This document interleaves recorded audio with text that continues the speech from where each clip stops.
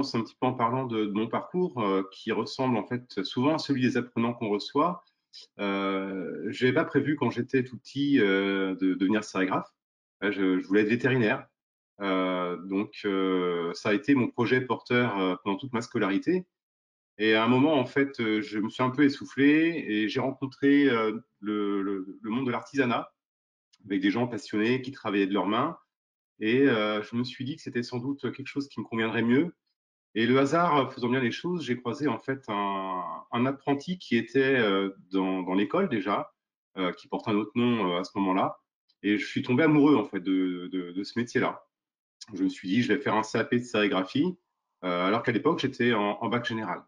Ah, donc je dis souvent ça en fait pour décomplexer un petit peu des fois les apprenants qui arrivent dans nos métiers en les ayant pas toujours nécessairement choisis.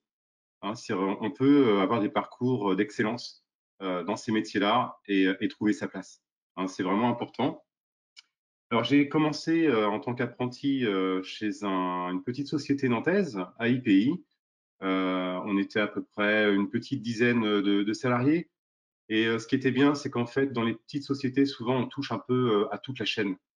On réalise toutes les étapes du métier. Pour la sérigraphie, par exemple, on va commencer par la prise de dossier, réaliser les écrans, préparer ses encres, préparer ses supports et imprimer, bien sûr.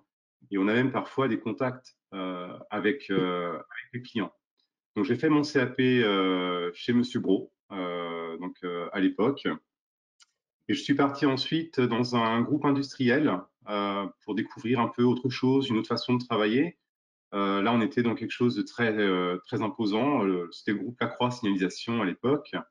Et là, on était en travail posté.